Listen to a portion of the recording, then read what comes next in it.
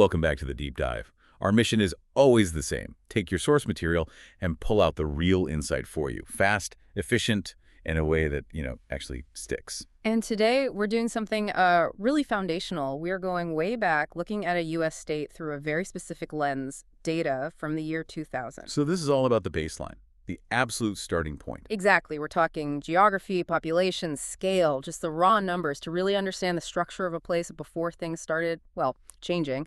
Our focus today is Idaho. And the source material is essentially census-style data, basic stats. But what can those simple numbers really tell us about such a huge piece of geography? A surprising amount. So let's start with the non-negotiables. In 2000, Idaho is, of course, a state. It's in the northern part of the U.S., and its capital city is Boise. Okay, so that gives us the where. Now let's talk about the container itself, the physical size of the place. The sources give us a very precise number for the total area. They do. We're looking at 216,632 square kilometers. 216,000. It's hard to even picture a number that big. It is. I mean, to give you some context, that's roughly the size of the entire nation of Great Britain. Wow. Or maybe an even better comparison for, our listeners here, it's larger than all 6 New England states combined. Okay. That puts it into perspective. That's not just a statistic anymore. That's a physical reality you can almost feel. And that reality has consequences. When you're talking about an area that large, you're immediately defining its destiny in a way. The logistical challenges alone are just monumental. You mean just getting from point A to point B? That's the start of it, yeah. But think about the different climate zones, the range of natural resources, and just the basic challenge of governing a territory that massive. The size itself screams complexity. Right. And Idaho's geography isn't exactly a flat, empty grid. It's famous for mountains, forests, the Snake River Plain. Exactly. So not all of that vast area is even easily accessible, let alone habitable. And that's a key piece of context as we shift from the land to the people living on it. Okay, so we have this enormous geographically complex canvas. Now let's bring in the human element, sticking to that year 2000 data. How many people were there? The sources confirm the population count for that year was 12,293,953 people. So just under 1.3 million. Just under 1.3 million. And this is where it gets really interesting. You take that massive land area, bigger than Great Britain, remember? Right. And you contrast it with a population that, for that amount of land is relatively small. It immediately makes you ask, okay, so where did those 1.3 million people actually live? Yeah. Because if you spread them out evenly, it would be an incredibly quiet state. You'd barely see anyone. And you're right to ask about concentration. The data implies that the population is not spread evenly at all. So they have to be clustered. They have to be. The vast majority would be clustered in a few key areas, with Boise being the main one, of course, and then some other regional hubs. It's really the only way you could get any kind of urban feel in a state defined by so much space. So you've got this tension, a massive state defined by distance, and a sort of moderate population that has to cluster together out of necessity.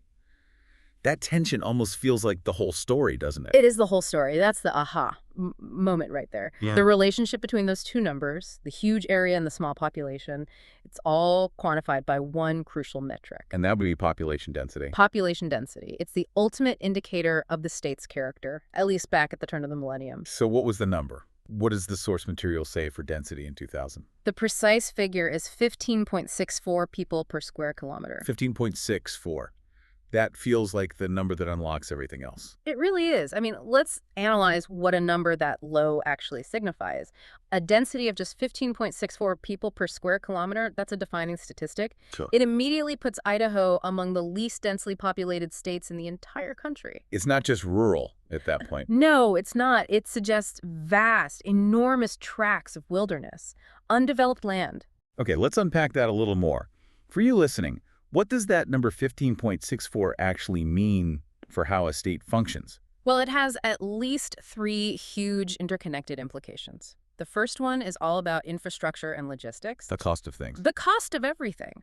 With a density that low, basic public services like roads, the electrical grid, high-speed internet, they all face this enormous last-mile problem. Because you have to stretch everything so far to reach so few people. Exactly. The cost per person to build and maintain a highway or run a power line across 216,000 square kilometers is just disproportionately high. It's an economic burden that's literally written into the geography. That makes perfect sense. The length of road you have to plow in the winter doesn't shrink just because fewer people live on it. Right. Distance is always the primary opponent. And that leads to the second point, political representation. How so? Well, in a state this big and this sparse, how do you make sure someone living hundreds of kilometers from the capital feels heard? Their legislative districts have to be physically huge. So a representative might be covering an area the size of another state. Potentially, yeah. It means less localized attention and just, more time spent driving for everyone. It makes the democratic process itself more difficult. It's a constant battle against physical distance. It is. And the third implication is the one Idaho is probably most famous for, the relationship between conservation and development. The wilderness aspect. The wilderness aspect. A density of 15.64 tells you that the vast majority of that land is, by default, not settled. It's national forests, wilderness areas, huge farms. And we should probably be careful here. It's not just empty, right? A lot of that land is federally owned or protected, which guarantees the low average. That is a critical point. Yes, the low density isn't an accident. It's a structural reality. Yeah. The mountains and public lands are not just sparsely settled. They are often intentionally unsettled by policy. Which means the big economic and political battles are going to be about those lands. Absolutely. Timber, mining, water rights, conservation, those become the dominant issues because there is just so much space that isn't touched by dense human settlement.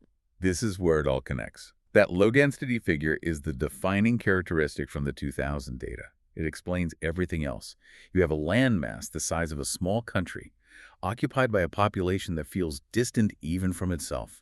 And that's the key takeaway for you, the listener. The story of Idaho in 2000 boils down to three core facts from our sources: a huge area, a relatively small population, and the result of that pairing, a striking low density of 15.64 people per square kilometer. And knowing that one density figure is kind of the quickest shortcut to understanding the state's character back then.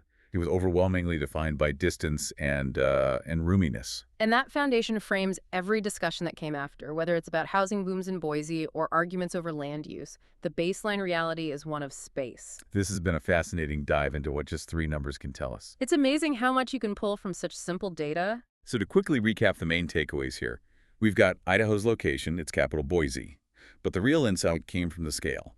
A massive area, over 216,000 square kilometers, set against a 2000 population of just under 1.3 million. Which gave us the single most important metric, that incredibly low population density of 15.64 people per square kilometer. And as we discussed, that number isn't just descriptive, it's prescriptive. It dictates high infrastructure costs, political challenges, and a constant focus on conservation and natural resources. And building on all of that, we'll leave you with a final thought to mull over.